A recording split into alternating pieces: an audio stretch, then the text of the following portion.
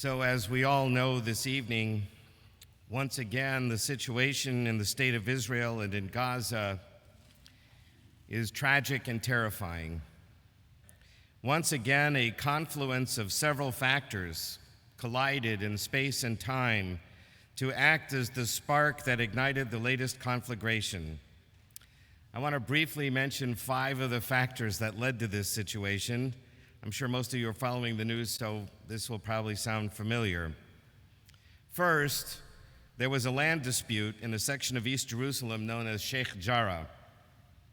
Without going into the details, suffice it to say that a few buildings in this neighborhood are sitting on land that was purchased by Jewish investors in the 1800s, and there were Jews living there until 1948. When in the 1948 war, Jordan captured that area and forced the Jews out. The matter is, in one sense, a legal issue of title to the land, and it had been working its way through the Israeli court system for quite some time. But the court was about to issue a ruling, and it looked like it was going to rule in favor of some Jewish investors who bought the title from the family who owned it before 1948. Of course, this is the Middle East, so it was also a political matter, because it would be one more instance of Jewish people moving into what is considered the West Bank, part of the land that the Palestinians claim should be part of their state. I don't want to go any further into the details of the case, as we would lose the forest for the trees. The point is that this land dispute was a major source of tension between the Palestinians and the Jewish Israelis, and that was one of the factors that led to the situation we're now in. A second factor was the Muslim holy month of Ramadan. Well, not Ramadan itself, but a normally innocent byproduct of what happens during the month of Ramadan. This is a month of introspection for the Muslim world. As I assume most everyone here knows, Muslims fast from sunrise to sunset every day of the month. And in the evening, they celebrate with family and friends as they break the daily fast. The last few days of Ramadan are the most holy. Laylat al-Qadr, the night of destiny, is the holiest day of the year, and it comes toward the end of the month. And Laylat al-Qadr this year was last Saturday night. It is a night of prayer, of seeking forgiveness, and asking for God's blessings for this world and the next. In other words, we might think of it as something like Yom Kippur in the Jewish calendar. And like Yom Kippur, the entire month of Ramadan, but especially that night, Muslims gather in very large numbers, especially at holy sites, and especially at the third holiest site in Islam, the Al-Aqsa Mosque, which, as we know, is built atop the structure that we call the Temple Mount, the holiest site in the Jewish faith. Unfortunately, because large numbers of people are gathering in a religious place that is shared by 2 different faiths that are sometimes tragically in conflict, there are bound to be some in the crowd who may be looking to start a fight.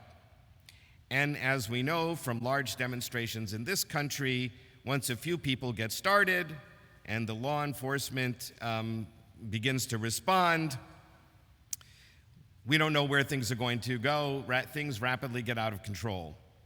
So the second tragic factor is having extraordinarily large numbers of people gathered in one holy place that is shared with some difficulty by 2 different faiths. The third factor was an actual series of confrontations between some stone, brick, and fireworks throwing Palestinian youths on the Temple Mount last Friday, and Israeli police firing rubber-coated bullets, stun grenades, and tear gas in response. Apparently, an Aqsa official appealed for come on the compound through the mosque's loudspeakers. Police must immediately stop firing stun grenades at worshipers, and the youth must calm down and be quiet. Of course, no one listened to him. So that was last Friday night, the last Friday of Ramadan. And Friday is, as we know, like Shabbat for us, the important day of prayer in Islam. So the last Friday in Ramadan is itself an important day. Then came Saturday night, which was, as I mentioned, Laylat al-Qadr, the most important day in Islam. And then came Sunday night, the fourth factor that increased the tension in the area. Because Sunday night, by tragic coincidence, Jewish calendar was the beginning of Jerusalem Day for Jews, the day that Israeli Jews celebrate what we consider the reunification of the city of Jerusalem as a result of the Six-Day War. For us, that is a day to celebrate, because as a result of that war, we were once again allowed back into the old city of Jerusalem. We rebuilt the destroyed Jewish quarter of the city, and we created the large Western Wall Plaza, which is a holy site for our faith, the place where Jews have prayed for nearly 2,000 years since the temple atop the mount was destroyed by the Romans. Significantly, by the way, it's important to remember that the Israelis left the residents of the other three quarters of the old city to stay where they were, the Christian, Muslim, and Armenian quarters. And they left the Muslim Waqf in control of the Temple Mount itself, where the Muslim holy sites are located. So Jerusalem Day is a celebratory day for Jews, but nevertheless, we can understand that the Arabs may not see it the way we do. In recent years, Jerusalem Day has become a particularly ostentatious day of celebration among some extremist nationalist elements in the Israeli population, which every year causes greater tensions among the residents of the Old City, and even more so this year. The Israeli authorities, in response, determined to reroute the Jerusalem Day parade in an effort to avoid more serious confrontations, but nevertheless, this was a fourth factor in the increasing tension in Israel. And finally, what may be the most significant factor of all, the Palestinian Authority decided to delay its own elections yet again. Mahmoud Abbas, the president of the Palestinian National Authority, postponed the elections because it seemed very likely that his party would lose to Hamas in the elections. Hamas, as I assume most people here know, rules the Gaza Strip, having ejected Abbas's faction from the Strip many years ago. But Hamas also has a significant presence in the West Bank. And if elections were held today, it is quite likely they would win control of the West Bank and Gaza. And as we also know, Hamas is a terrorist organization. Their charter calls for the destruction of the state of Israel and the expulsion or the elimination of its Jewish residents. So Hamas winning an election would, needless to say, not be good for Israelis either. But Hamas did not like being sidelined by Mahmoud Abbas. They wanted to demonstrate to their followers that they were the true champions of the Palestinian cause. And so what might have been simply a high-tension, somewhat dangerous set of skirmishes in the Old City suddenly became the opportunity, the cynical opportunity, for Hamas to demonstrate its importance by firing hundreds and hundreds of rockets into Israel. By the way, there are indications that Hamas may also have been behind some of the earlier skirmishes. Several people gathered on the Aqsa compound were carrying Hamas flags, for instance. In any case, if you think you've seen this movie before, it's because you have. In December of 2008, Israel responded to Gaza rockets with Operation Cast Lead. In July of 2014, again in response to Gaza rockets, Israel launched Operation Protective Edge. And there were several lesser military operations in between and since that time. Sadly, in all of these cases, the real losers are, well, everybody. The incessant rockets do actually kill Israelis and destroy property, despite the amazing defense system called Iron Dome that actually can shoot most of those rockets out of the sky before they cause harm. Most of the rockets. Not all. And even when they destroy a rocket, the debris may still fall on someone's head or in someone's house, which tragically has often happened. And every time a siren goes off warning of an incoming missile, hundreds of citizens, including young children, have to scramble to find shelter within a minute or less. Needless to say, there is significant PTSD. On the Gazan side, most of the civilians there are also traumatized. Israeli airstrikes destroy buildings. There are inevitably civilian casualties as well. Israel tries to minimize such casualties by targeting combatants and commanders and by warning people in a building of an impending strike so that civilians can get out of harm's way. But they're not always successful. Hamas rockets, on the other hand, are specifically aimed at civilians, and Hamas doesn't care if Gazans are killed by Israeli strikes because they see them as martyrs for the cause and as a public relations cudgel against Israel. But nevertheless, innocent Gazans are caught in the crossfire and hundreds of lives are lost and ruined. Tragically, the underlying problem is the lack of a peaceful resolution to the conflict. Of course, if it were easy, there would have been peace a long time ago. The two sides are very far apart in their expectations for what a peaceful solution would look like, and perhaps more importantly, the necessary goodwill and trust for any such agreement to be successful is nowhere to be found. So we're probably going to see yet, and we are seeing now, the beginnings of another military operation in Gaza. No country on the planet would tolerate thousands of missiles falling on its civilian population without a significant military response.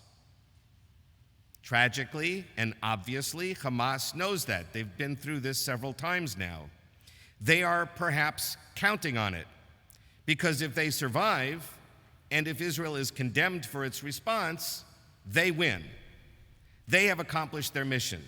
They have proved, to themselves at least, that they are the true defender of the Palestinian people.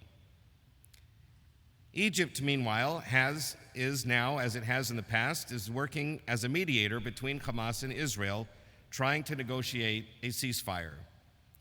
And I hope and pray that they will be successful.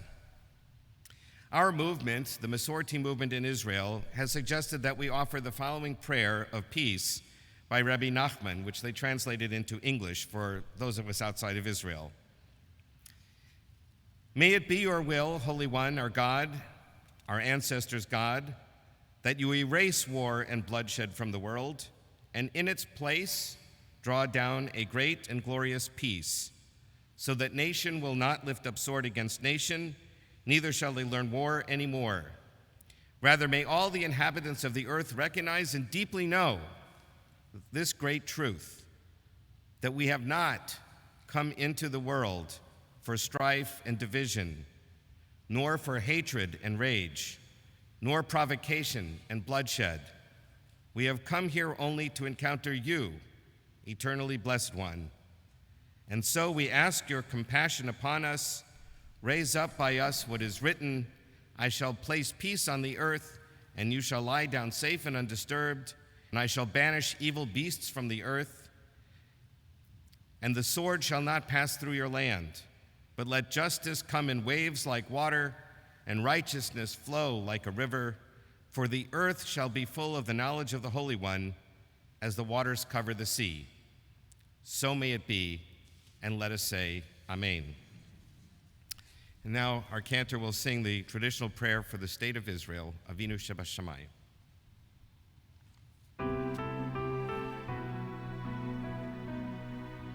Avinu Shebashamayim, Zur Yisrael v'goalo, Barech et Medinat Yisrael, ראשית צמיחה גאולתנו, הגן, הגן עליה, בעברת, בעברת חסדך, ופרוס עליה, עליה, סוכת שלומך, ושלח אורך בביתך, לראשיה, שריה ויועציה, ותקנם, ותקנם בעצה טובה, בעצה טובה מלפניך.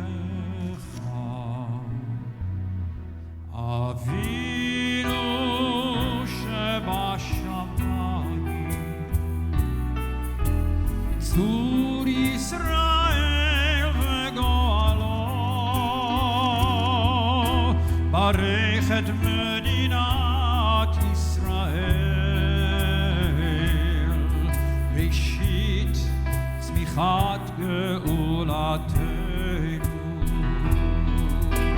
Strengthen the hands of those who defend our holy land. Avinu Shebashamayim, deliver them, crown their efforts with triumph. Avinu Shebashamayim, Tzur Yisrael vegoalo. Bless our land with peace, O God, and its inhabitants with lasting joy. And let us say, Amen, Amen.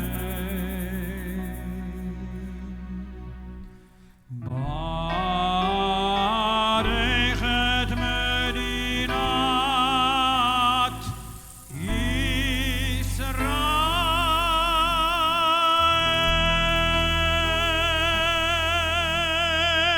Israel. So one question I sometimes get as a rabbi, what can I